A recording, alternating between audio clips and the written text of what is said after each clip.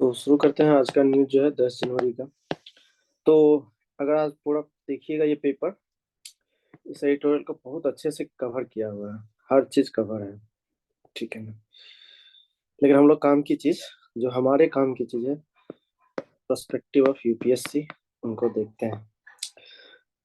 मतलब इसमें बताया कैसे टाइगर रिजर्व जो है स्टार्ट हुआ, कैसे कैसे फिर रूल्स आए, फिर कैसे आदमियों के बीच कॉन्फ्लिक्ट हुआ, क्यों टाइगर की जनसंख्या घटने लगा, ये सब चीजें हैं। चलो, 1973 में क्या हुआ, प्रोजेक्ट टाइगर को इंट्रोड्यूस किया। देखिए, ये तो है एडिटोरियल टाइप, लेकिन आपको मेन मेन पॉइंट्स याद रखने पड़ेंगे प्रीलिम्स के लिए। तो 1973 में क्या हुआ, प्रोजेक्ट टाइगर को इंट्रोड्यूस किया गया।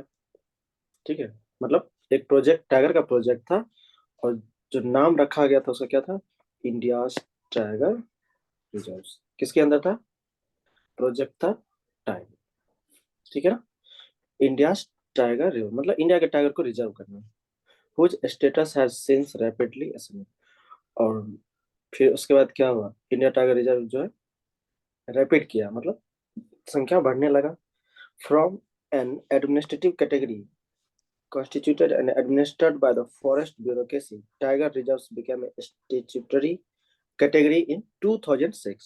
तो 2006 में क्या हुआ, फॉरेस्ट ब्यूरोक्रेसी के द्वारा, ठीक है, फॉरेस्ट ब्यूरोक्रेसी के द्वारा इसको जो है स्टेच्यूटरी कैटेगरी में डाल दिया गया। किसको, प्रोजेक्ट टाइगर को। तो किसकी वजह से, तो फॉरेस्ट ब्यूरोक्रेसी के द्वारा हो, लेकिन फॉरेस्ट ब्यूरोक्रेसी में तो जैसे कि एडमिनिस्ट्रेटिव कैटेगरी, और कौन था, एडमिनिस्ट्रेटिव, मतलब ये लोग जो वहां पे अच्छा काम किया ना, एडमिनिस्ट्रेट किया, तो उसकी वजह से फिर इसको क्या किया गया, स्टेचुटरी कैटेगरी में डाल दिया गया 2006 में। किसको, प्रोजेक्ट टाइगर, मतलब एक कानूनी अधिकार इसको दे दिया गया 2006 में। और आज जो है पूरी दुनिया में क्या है, जो इंडिया का कंजर्वेशन सक्सेस स्टोरी है, पूरी दुनिया में नाम है, जो कि बहुत मुश्किल है इस क्लाइमेट चेंज में। अब आप लोगों ने सुना है ना, टाइगर की जनसंख्या बढ़ने लगेगी।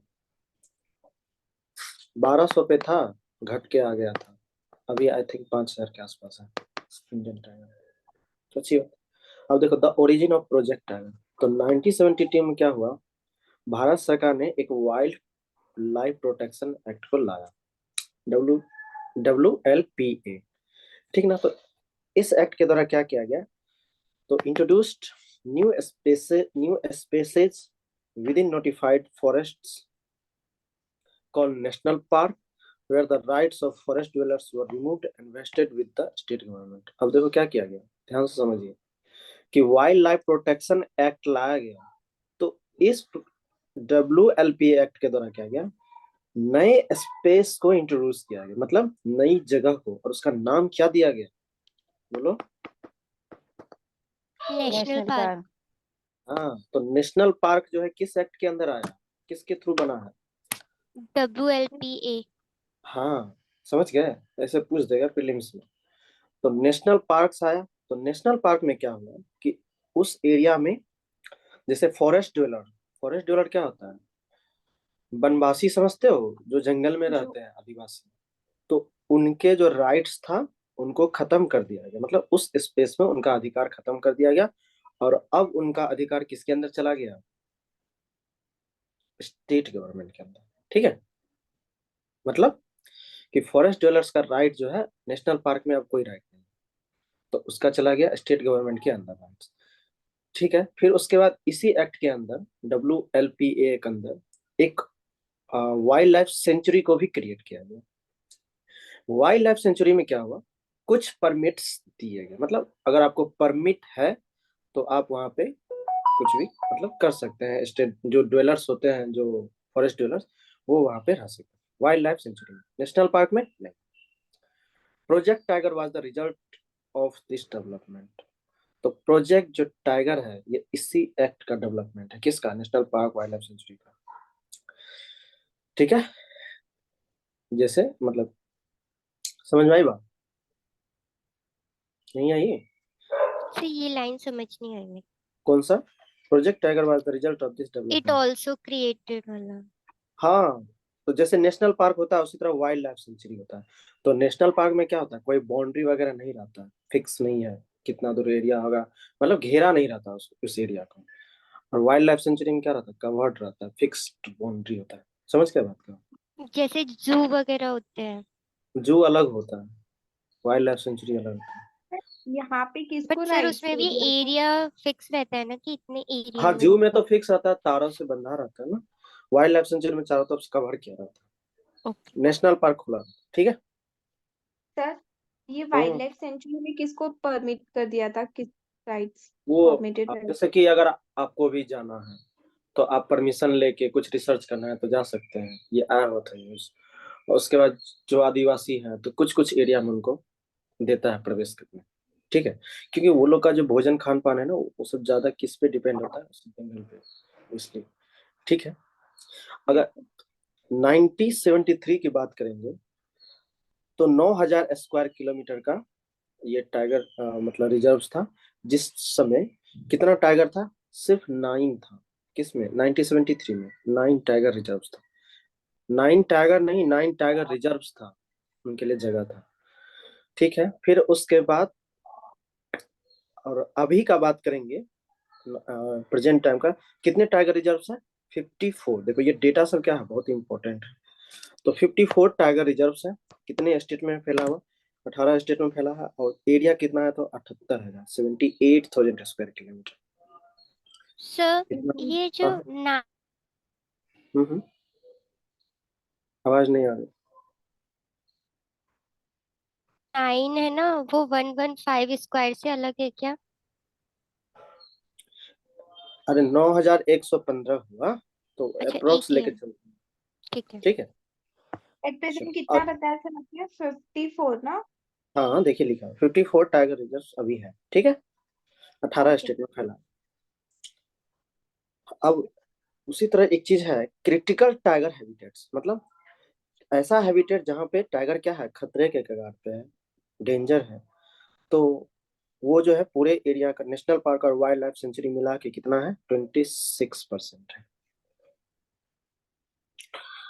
अब देखो, ये चेंज ऑफ ऑपरेशन कहता है कि 2005 में क्या हुआ, प्रधानमंत्री जब मनमोहन सिंह थे तो उन्होंने 5 मेंबर का एक टाइगर टास्क फोर्स क्रिएट किया था, इस चीज को देखने के लिए कि इतना पैसा खर्च होने के बावजूद भी क्या हो रहा है, कि टाइगर खत्म हो रहे हैं, मर रहे हैं। तो क्या पाया उन्होंने, पाया कि ये जो यूज किया जाता है ना, गन्स, गार्ड्स, फेंसेस, फेंसेस मतलब बाड़, तार का जो वो लगाता है कटीला था, तो उन्होंने देखा कि ये सब टाइगर को प्रोटेक्ट नहीं करते हैं, ठीक ना।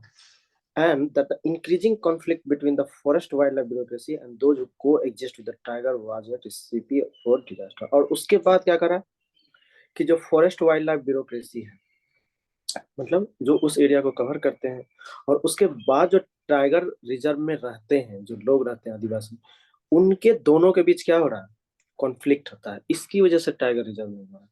तो जैसे रूल्स है, तो अब रूल्स फॉलो नहीं हो रहा है, लोग फॉलो नहीं कर रहे हैं, शिकार कर रहे हैं। तो ये दोनों के कॉन्फ्लिक्ट की वजह से क्या हो रहा है, टाइगर खत्म हो रहा है। बात समझ में आई। जो कानून लगा हुआ है फॉरेस्ट रिजर्व के लिए, वो कानून क्या हो रहा है, एग्जिस्ट, मतलब सही से पालन नहीं हो रहा। तो पालन किसका काम है जी, जो ब्यूरोक्रेसी उनका ना, जो एडमिनिस्ट्रेटिव है। तो दो, इसी दोनों के कॉन्फ्लिक्ट की वजह से क्या हो रहा है, ये स्ट्रगल जो है बढ़ रहा है, किसका, टाइगर का, मतलब जनसंख्या घट रही है। तो फिर सितंबर 2006 में क्या हुआ, पार्लियामेंट ने अमेंड किया किसको, वाइल्ड लाइफ प्रोटेक्शन एक्ट को। तो फिर क्या बनाया, national tiger conservation authority, NTCA, ठीक है। और टाइगर कंजर्वेशन का प्लान बनाया, फिर कब, 2006 में। किस चीज के लिए, तो to ensure that CTH, critical tiger habitat, remain inviolate. मतलब क्या हुआ, कि जो क्रिटिकल टाइगर हैबिटेट है, उसमें जो रूल्स है उसको कोई वायलेट ना करे। कहता the act only modifies forest dwellers use of the forest, mostly travels and plan to relocate them if required. तो देखो, तो इस एक्ट में, NTCA में एक्चुअली क्या किया गया, जो फॉरेस्ट ड्वेलर्स होता है, जो जंगल में घूमते हैं, खाते पीते हैं, वो जो फॉरेस्ट का यूज करता है, उसमें बदलाव किया गया। तो खास करके किन के लिए, मोस्टली ट्रैवल्स हैं, उनके लिए, और अगर जरूरत पड़ेगा तो इनको क्या किया जाएगा, रीलोकेट कर दिया जाएगा, मतलब आदिवासी को उस जगह से दूसरी जगह डाल दिया जाएगा। ठीक है, मतलब जहाँ टाइगर क्या है, डेंजर में है। क्योंकि ये लोग भी तो शिकार करते हैं। तो कहता है 4 महीने के बाद फिर क्या हुआ, गवर्नमेंट ने फिर एक शेड्यूल्ड ट्राइब्स और other traditional forest dwellers act लाया 2006 में। इसको शॉर्ट में बोलते हैं FRA, recognition of forest rights. तो याद रखिएगा, FRA एक्ट लाया 2006 में। इस एक्ट में क्या किया गया, all customary and traditional forest rights on forest land including in tiger reserve. तो देखो अब इसमें क्या किया गया फिर से, जो फॉरेस्ट ड्वेलर्स होता है, जो आदिवासी लोग होते हैं, उनके जो कस्टमरी ट्रेडिशनल फॉरेस्ट राइट्स हैं, ठीक ना, मतलब फॉरेस्ट लैंड पे जो जंगल में रहते हैं, उनका अधिकार कहाँ है, जंगल की धरती पे है। ठीक ना। तो टाइगर रिजर्व्स में भी क्या किया गया, इनके राइट्स दिया गया फिर 2006 में FRA के द्वारा। ठीक ना। और इस एक्ट के अंदर क्या किया गया, डेमोक्रेटिक रूप से, मतलब डेमोक्रेटिक रूप से इस चीज को मतलब फॉलो करने के लिए कहा गया। मतलब कि जो ग्राम सभा है इसके अंदर दे दिया, जैसे कोई जंगल है और वहां पे जो ग्राम सभा है, तो उसके अंदर इस चीज को डाल दिया कि वो कार्यभार देखेगा। तो ग्राम सभा क्या हो गया, अब अथॉरिटी बन गया। अब इसका काम है क्या करना, प्रोटेक्ट करना, कंजर्व करना, फॉरेस्ट को मैनेज करना, वाइल्ड लाइफ और बायोडाइवर्सिटी। ठीक ना, इन सब को जो उनके कस्टमरी और ट्रेडिशनल बाउंड्री है, मतलब जो उनके रीति रिवाज है, तो उन सब को साथ में लेके फॉलो किया जाएगा। और इनकी किन की जिम्मेवारी है, ग्राम सभा की। इस वजह से क्या हुआ, FRA secured the livelihoods of at least 20 crore Indians in 1.79 lakh मिले। तो इससे क्या हो गया, जब ग्राम सभा के हाथ दिया गया कंट्रोल इसको, FRA को, तो 20 करोड़ लोग जो है, उनका जीवन यापन क्या हो गया, सुरक्षित हो गया FRA के थ्रू। अब कहता है इंडिया बेसिस फॉर CTH, तो क्रिटिकल टाइगर हैबिटेट के लिए क्या बेसिस है। तो originally tiger reserves were to be created in a democratic process and on the basis of scientific and objective criteria. तो CTH को क्या किया गया, साइंटिफिक और ऑब्जेक्टिव क्राइटेरिया के आधार पे बनाया गया क्रिटिकल टाइगर हैबिटेशन, जिसमें क्या होता है, the tiger conservation plan was similarly required to ensure the agricultural livelihood development and other interests of people living in the tiger bearing forest और टाइगर रिजर्व। तो जो मतलब जहाँ पे टाइगर रहते हैं और वहाँ पे जो लोग रहते हैं, तो उनका लिवलीहुड, उनका डेवलपमेंट, उनके इंटरेस्ट को क्या किया जाएगा, ध्यान में भी रख के, मतलब उनके अधिकारों को भी सुनिश्चित करना चाहिए। ठीक है। हम्म, चलो आगे देखो। तो बेसिस क्या है CTH का, तो is evidence of the irreversible damage to wild life that human activities have wrought। तो कहता है कि क्रिटिकल टाइगर हैबिटेशन क्यों हो गया, तो ऐसा इसलिए हो गया क्योंकि आदमी का जो गतिविधि है ना, इसने क्या किया है, इसने ऐसे डैमेज किया है क्रिटिकल टाइगर हैबिटेशन को, जो कि क्या हो सकता है, कभी रिवर्सेबल नहीं हो सकता। मतलब इतना हानि पहुंचा दिया ये लोग कि फिर से ये रिवर्स नहीं हो सकता। फिर उसके बाद रीलोकेशन एंड रिहेबिलिटेशन की बात कही गई। तो ये जो एक्ट है WLPA only allows voluntary relocation on mutually agreed terms and conditions satisfying requirements in the law। तो क्या बोला गया कि अगर जरूरत पड़ा, मान लो किसी को रीलोकेट करने का, वहां के लोगों को, तो बिना उसके कंसेंट के क्या कीजिएगा, आप उसे रीलोकेटेड नहीं कर सकते हैं। कहता है once the FRA recognize people's rights under it, the state acquires those rights according to the terms of the right to fair compensation and transparency in land acquisition, rehabilitation, resettlement, LARR act 2013। तो ये जो act आया फिर 2013 में, इसके अनुसार कहता है ये स्टेट जो है क्या करेगा, तो ये स्टेट का राइट्स होता है, और मतलब अगर उनको आप रीलोकेट करिएगा तो उनको कंपनसेशन दीजिएगा और उनको प्रॉपर जगह दीजिएगा जितना उनको जरूरत हो। ठीक है, और बिना कंसेंट के आप उसको नहीं हटा सकते हैं। ठीक है। उसका टाइगर वर्सेस पीपल की बात करें, तो टाइगर रिजर्व क्या है, experience the most resistance to the recognition of the forest rights. तो फॉरेस्ट राइट्स का क्या हो रहा है, फॉलो नहीं हो रहा, तो इसलिए वहां पे क्या हो रहा है, प्रॉब्लम्स क्रिएट हो रही है टाइगर को लेकर। जो रूल्स है ना वो सही से नहीं फॉलो हो रहा है। मार्च 2017 में क्या हुआ, NTCA refused to recognize rights under FRA in the CTH in the absence of guidelines for notification of critical wildlife habitat. अब तो जो NTCA है उन्होंने क्या बोला कि FRA एक्ट को नहीं माना। क्यों नहीं माना? इसलिए नहीं माना क्योंकि जो गाइडलाइंस आना चाहिए सरकार की तरफ से वो गाइडलाइंस आया नहीं था, जो इन्वायरमेंट मिनिस्ट्री ने इशू किया था। वो बताता ना ये CTH के अंदर क्या क्या है, तो कोई गाइडलाइंस नहीं है। तो कहता both the WLPA and the FRA requires forest dwellers rights to be recognized in CTH। तो दोनों WLPA और FRA दोनों को मतलब इस राइट्स के अंदर क्या होना चाहिए, तो कहता है कि रिक्वायर फॉरेस्ट ड्वेलर राइट्स। तो जो CTH है ना, क्रिटिकल टाइगर हैबिटेशन, इसके अंदर किनको किनकी जरूरत है, किनके राइट्स की, तो जो फॉरेस्ट ड्वेलर्स है, ठीक है। अब देखो वो लोग भी क्या करते हैं, सपोर्ट करते हैं, ठीक है ना। सपोर्ट मतलब तो उनको पता है कि टाइगर का हैबिटेशन क्या है, कैसे इसको कंजर्व किया जाए, वो लोग ज्यादा जानते हैं हम लोग से। तो इसलिए क्या होता है कि उनके अधिकारों को भी क्या करना चाहिए, अगर हम क्रिटिकल टाइगर हैबिटेशन में डालेंगे तो हमारा टाइगर सुरक्षित हो सकता है, ठीक है। थोड़ा सा इसको बार बार पढ़िएगा तो समझ में आ जाएगा। चलो ये एक देखो इम्पोर्टेंट न्यूज है, यहाँ पे 2 सिविलाइजेशन की बात की गई है। ये देखे हो पौधा इस तरह का आप लोग, क्या है, कौन सा पौधा है? एलोवेरा तो नहीं है सर, एलोवेरा एलोवेरा जैसा। लग रहा है एलोवेरा, लेकिन एलोवेरा नहीं है ये क्या है, ये है सीसल। क्या है ये? सीसल है। देखो इसमें किस चीज की बात की गई है,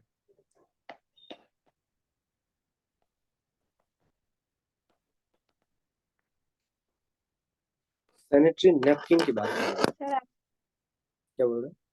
आवाज नहीं आ रही? अब अभी आ रही है। सैनिटरी नैपकिन समझते होंगे सब लोग। तो इसकी बात की गई है इसमें कि अभी जो ये जो सैनिटरी नैपकिन, इसको और क्या बोलते हैं, आप पेट भी बोलते हैं ना बहुत जगह, हाँ।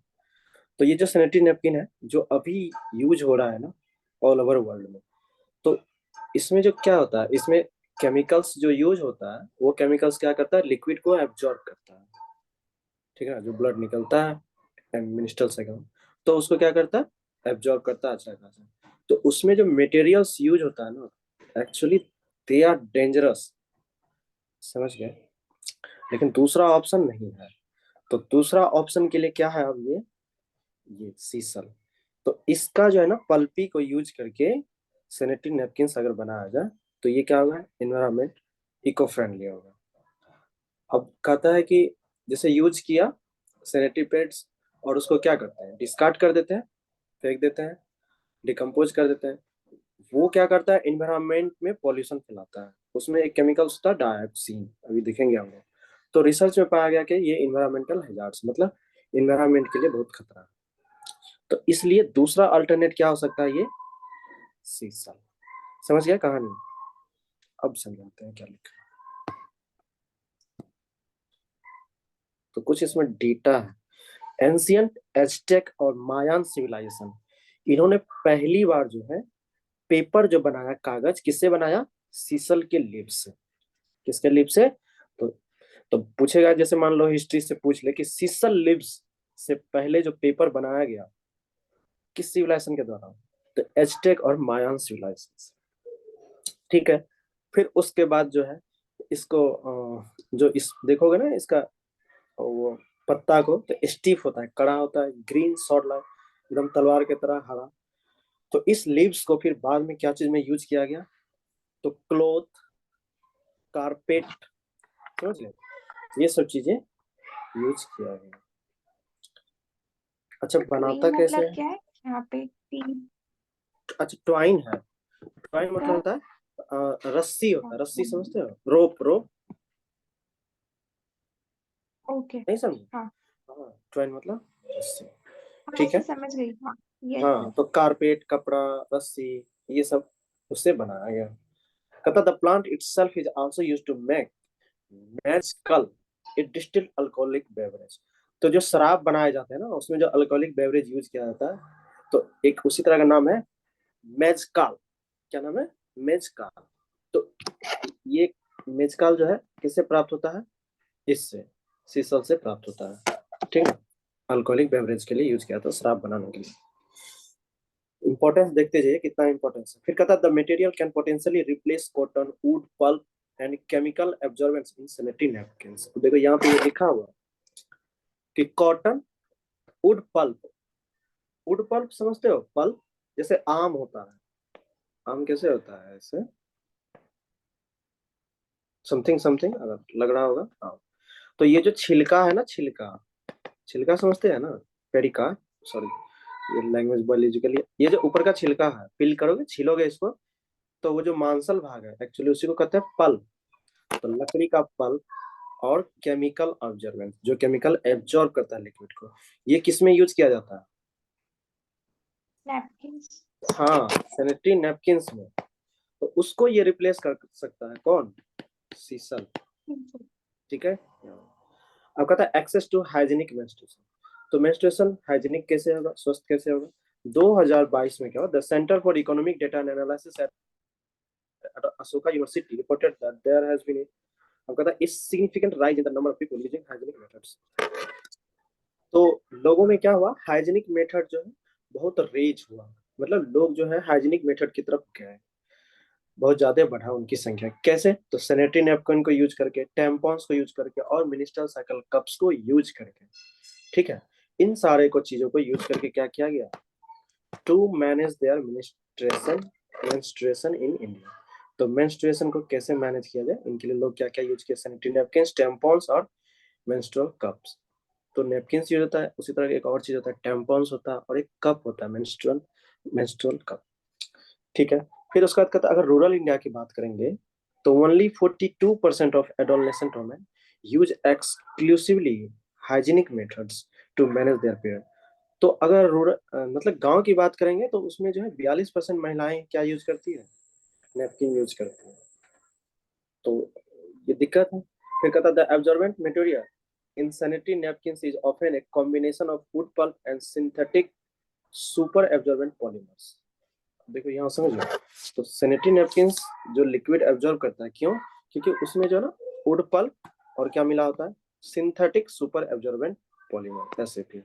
तो wood pulp plus SAP use करके तो फिर क्या होता है? केमिकल एब्जॉर्ब होता है। ये याद रखिएगा, important data. The latter are material that can be absorb a large amount of fluid relative to their own mass. तो कहता है कि तो ये जो है ना एसएपी, एक्चुअली इसी का काम क्या होता है? फ्लूइड को एब्जॉर्ब करना, मतलब एब्जॉर्ब करना।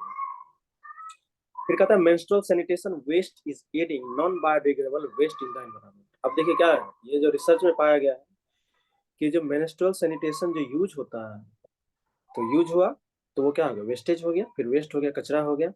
कहता है एडिंग नॉन बायोडिग्रेडेबल वेस्ट। तो ये फिर किस में आ जाता है? ऐसे वेस्ट में जो नॉन बायोडिग्रेडेबल, मतलब ये डिग्रेड नहीं होता है, सड़ता गलता नहीं है, उसी तरह बहुत लंबे समय तक पड़ा रहता है उसी तरह, और ये धीरे धीरे पॉल्यूशन फैलाता है and in turn constitutes N environmental hazard. और जो हमारे वातावरण के लिए क्या है? ये खतरा होता है। फॉर एग्जाम्पल, तो अगर बात करें according to estimates from 2022 United Nations population fund report, तो इन्होंने United Nation population fund report में बताया कि पटना पटना बिहार की राजधानी है, यहाँ पे हर साल कितने सैनिटरी नैपकिन्स डिस्कार्ड किए जाते हैं, मतलब फेंके जाते हैं? 9.8 बिलियन। ये बहुत ज्यादा अमाउंट है। कहता है single use sanitary napkins content dioxin. देखा, ये मैंने बताया था, ये जो डायोक्सिन केमिकल है एक्चुअली ये क्या करता है? ये इसी में यूज होता है सैनिटरी नैपकिन्स, और ये बहुत लंबे समय तक एनवायरमेंट में पड़ा रहता है और ये पॉल्यूशन फैलाता है। और ये क्या होता है? एज वेल एज कार्सिनोजेन, मतलब कि कैंसर के रिस्क को बढ़ाता है ये डायोक्सिन केमिकल्स, ठीक ना। क्योंकि जो IARC है, international agency for research on cancer, इन्होंने क्या बोला कि डायोक्सिन क्या है? ह्यूमन कार्सिनोजेन है, मतलब ह्यूमन में कैंसर हो सकता है इससे। अब कहता है अबाउट सीसल, तो लाइक ऑल सक्सिलेंट्स, सक्सिलेंट्स मतलब क्या होता है? इस तरह के पौधे को बोलते हैं सक्सिलेंट, जैसे एलोवेरा हो गया, सीसल हो गया। कहता है मतलब जो पानी को बहुत ज्यादा एब्जॉर्ब करता है। कहता है which are plants with thickened parts to store more water.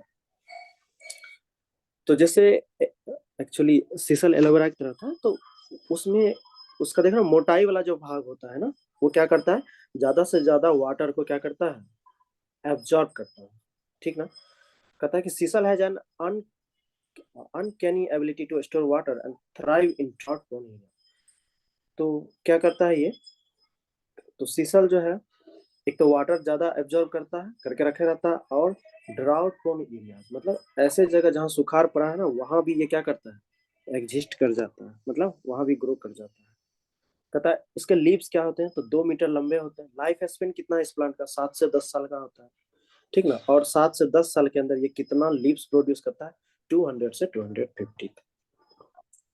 कहता each leaf has about 1,000 fibers that can be used to make ropes, paper and cloth. और प्रत्येक लीफ जो होता है उससे हम क्या कर सकते हैं, हजारों की संख्या में फाइबर्स को प्रोड्यूस कर सकते हैं, और उसको हम लोग क्या बना सकते हैं, रोप, पेपर और क्लॉथ बना सकते हैं। Now it could be used to make a highly absorbent material as well. और इसको जो है अब हम किस चीज में यूज कर सकते हैं, हाईली एब्जॉर्बेंट मटेरियल, मतलब ज्यादा से ज्यादा ये क्या करेगा, मटेरियल को एब्जॉर्ब करेगा, जैसे सैनिटरी नैपकिन्स में यूज करके। कहता है इंस्पायर्ड बाय टर्माइट गट्स। अब देखो क्या कह रहा है, एक प्रोसेस है, तो क्या होता है कि जिस एक मशीन है, और उस मशीन में क्या करता है, सीसल लिप्स को डाला, तो उस मशीन का नाम है डिकोटिकेटर। तो ये करता क्या है मशीन, तो जो फाइबर्स है ना उसको अलग कर देता है। लीफ, वो जो लीफ है, लीफ में जो फाइबर होता है, फाइबर को अलग कर दिया, पहले फाइबर को निकाल लिया, उसके बाद इसमें क्या करता है, फाइबर से जो है डीलिग्निफिकेशन करता है, मतलब लिग्नाइन, ठीक है ना। लिग्नाइन को क्या करता है, फाइबर से अलग कर देता है। अब लिग्नाइन क्या होता है, तो लिग्नाइन जो होता है सेल वॉल होता है, प्लांट का सेल वॉल होता है, जो क्या करता है, वाटर में डिजोल्व नहीं होता है। नहीं समझे बात को, नहीं सर। देखो जैसे लकड़ी है, तो लकड़ी मजबूत क्यों है, उसमें लिग्नाइन लगा हुआ है, तो लकड़ी को घुलाओ पानी में नहीं घुलेगा। लेकिन लिग्नाइन को निकाल लो तो उसमें बच गया सेलुलोज, जो पानी में घुल जाएगा, समझे। तो इसलिए डीलिग्निफिकेशन किया जाता है। वो जो क्राफ्ट प्रोसेस बताया था आप लोग को, जो लकड़ी का चिप्स यूज करते हैं फिर उससे पेपर बनाते हैं, याद है। लकड़ी के छोटे छोटे जो चिप्स होता है, छोटा छोटा टुकड़ा, उसको हम यूज करके क्या बनाते हैं, पेपर बनाते हैं। तो एक्चुअली जो वो कड़ा होता है ना, उसी की वजह से लिग्नाइन रहता है, जो पानी में नहीं घुलता। लकड़ी को पानी में देखो घुलेगा नहीं, उसमें से तुम लिग्नाइन को अलग कर दो, केमिकल्स को, फिर वो पानी में घुल जाएगा, सेलुलोज बन जाएगा, पल्पी बन जाएगा, फिर उसको पेपर बनाना है बना दो। तो एक्चुअली यही करता है, तो डीडिनिफिकेशन कर देता है। ये क्या होता है, तो प्लांट का सेल वाल होता है। तो जैसे सेल होता है, सेल वाल, जैसे कच्चा सब्जी खाओ, तो कच्चा सब्जी हम लोग नहीं खा पाते हैं ना, इसलिए नहीं खा पाते कि वही सेल वाल होता है उसका, जो मजबूत मजबूत होता है, तो इसलिए हम लोग पकाते हैं।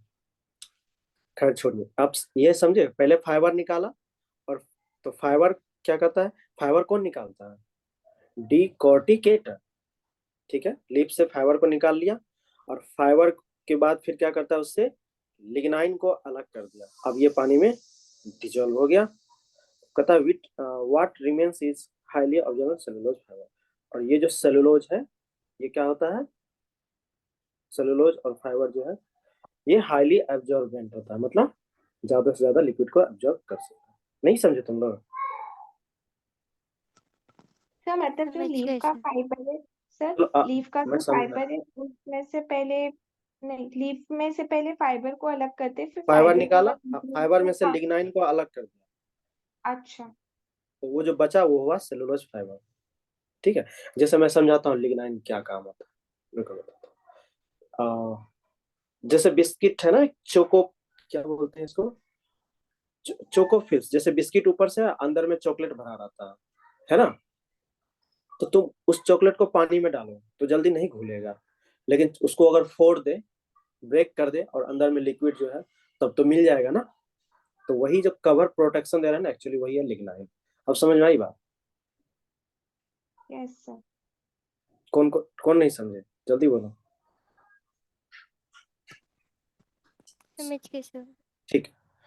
अब कहता है कि ट्रेडिशनली, तो ट्रेडिशनली परंपरागत रूप से डीलिग्निफिकेशन कैसे होता था, तो वुड को क्या करता था, एब्जॉर्बेंट वुड पल्प में बदल देता था। पहले लकड़ी को पल्प में बदल दिया, फिर उसके बाद क्या करता है, वुड पल्प में बदल के, और उसके बाद जो लकड़ी का चिप्स होता है, ठीक ना, उसमें क्या करता है, हार्श केमिकल मिक्स, मतलब बहुत खतरनाक केमिकल मिक्स करके, ठीक ना, उसमें फिर वाटर डाल दिया, मतलब वाटर में केमिकल डाल दिया, सोडियम हाइड्रोक्साइड ये डाल के, और उसके बाद सोडियम सल्फाइड मिला के, तो इसको बोलते हैं क्राफ्ट प्रोसेस। जो वुड पल्प, एक सेकंड रुको,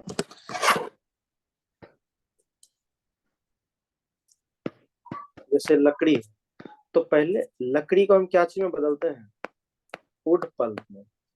जैसे आम है, आम का छिलका हटा, वो जो पल्पी है जो हम लोग खाते हैं, उसको चाहेंगे तो किसी भी शेप में बना सकते हैं ना, नहीं बना सकते, बना सकते हैं सर। बना सकते हैं। ये तो लकड़ी से वुड पल्प बनाया जाता है। तो लकड़ी से वुड पल्प जो बनाया जाता है, तो इसमें क्या क्या कैसे बनता है ये पल्पी लकड़ी से, लकड़ी का ये जो पल्पी गुद्दादार भाग होता है कैसे बनता है। तो हम लोग क्या करते हैं, पहले लेते हैं वुड चिप्स, लकड़ी के छोटे छोटे टुकड़े, उसमें क्या किए, केमिकल मिक्स कर दिए, बोलो, केमिकल मिक्स कर दिए, अब उसमें वाटर दे दिए, ठीक है, उसके बाद क्या किए, सोडियम हाइड्रोक्साइड NaOH मिला दिए, फिर सोडियम सल्फाइड मिला दिए, ये जो सब सारा चीज मिला है, इसको क्या बोलते हैं, क्राफ्ट प्रोसेस। ठीक है। अब कहता है क्या कि जब हम इससे पल्प तैयार कर लेते हैं और बाद में इसका जो वेस्टेज बनता है, रिमेन्स बचता है, वो क्या होता है, volatile and toxic by products that can cause both air and water pollution. तो पल्प तो हम निकाल लिए, और बाकी जो केमिकल्स उसमें बच गया, ठीक ना, रिमेन्स, वो क्या होता है, वो एयर और वाटर पोल्यूशन के लिए बहुत डेंजरस होता है। क्राफ्ट प्रोसेस जो यूज करते हैं, नहीं समझे, साग बनाते हो, सब्जी काटते हो, तो सारा कुछ काट के डाल देते हो, उसका बाय प्रोडक्ट क्या होता है, उसका छिलका, उसका जड़ काट के फेंकते हैं ना। तो उसी तरह ये जो क्राफ्ट प्रोसेस करते हैं, तो जो जरूरत था निकाल लिए, बाकी चीज जो बच गया वो रिमेन्स हो गया, वो वेस्टेज है, और वो वेस्टेज क्या करता है, एयर और वाटर पोल्यूशन के लिए खतरा होता है। आई बात समझ में? Yes sir. ठीक है। अब कहता है termites and wood rot fungi. अब देखो, ये जो है ना, टर्माइट्स समझते हो, वो नहीं लकड़ी को खाता है, उसी तरह ये एक तरह का फंजाई है, टर्माइट्स और वुड रोट, ठीक है। अब ये फंजाई क्या करता है, एक ग्रुप में होता है, और ये जो यूज करता है ना, पैराक्सीफॉर्मिक एसिड, क्या यूज करता है, पैराक्सीफॉर्मिक एसिड। ये क्या करता है, लिग्नाइन को अलग करके सेलुलोज माइक्रोफाइबर्स बनाता है, ठीक ना, और ये क्या है, नेचुरली है।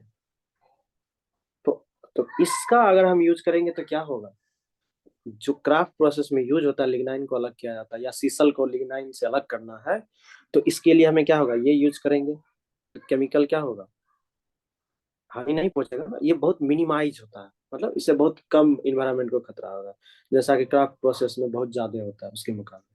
समझ गया?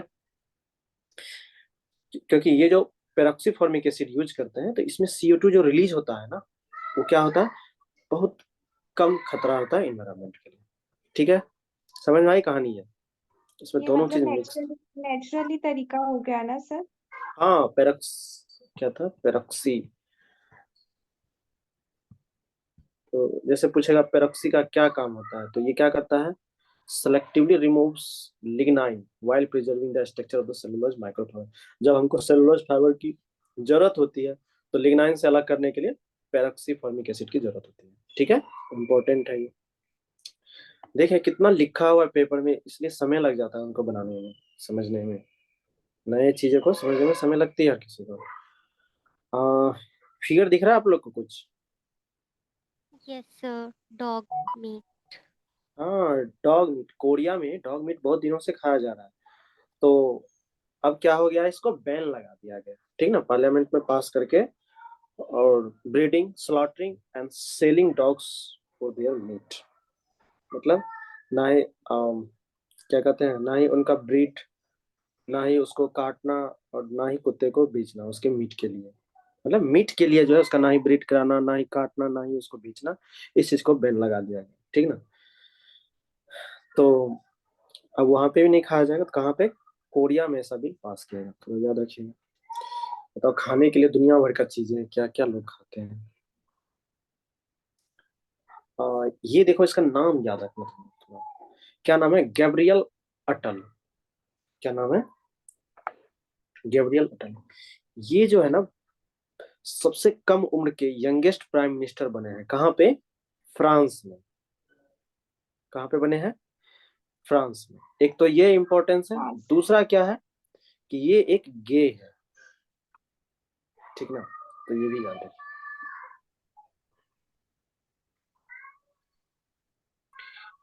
उसके बाद एक और है प्रीलिम्स रिलेटेड आपका ये, तो Hindustani classical singer and music master, ठीक है। तो इसका नाम है उस्ताद राशिद खान। ये पास से सर मतलब मर गए हैं। तो कहाँ से ये थे? मतलब इंडिया के हैं। और क्या थे? कोलकाता। तो हाँ, क्या थे? तो हिंदुस्तानी क्लासिकल सिंगर थे। तो याद रखिएगा। इसका एक गाना बहुत फेमस है, अगर आप लोग सुने होंगे, जब वी मेट का गाना है, आओगे जब तुम साथ। अच्छा, मतलब he was a good singer।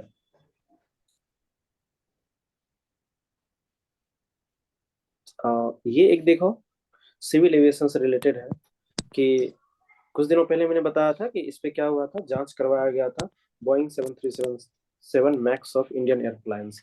तो इसमें जो है क्या पाया गया है कि एक वॉशर का मिसिंग है इसमें। क्या है? वॉशर।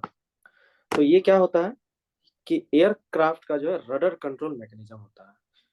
ये टेक्निकली लिखा है, कहने का मतलब कि जब ये वर्टिकली एक्सिस रहता है, उसके जो पीछे में टेल्स होता है ना, टेल, एयरक्राफ्ट का टेल पीछे में, तो जब वर्टिकली एक्सिस पे ये मूवमेंट करता है तो उस टाइम में इसको मदद करता है कौन? ये वॉशर। तो ये वॉशर मिसिंग था, ठीक है। फिर एक प्रीलिम्स का देखो, ये भी आपको प्रीलिम्स में कथकली के बारे में दिया। कथकली कहाँ की डांस है? केरला। केरला का, ठीक है।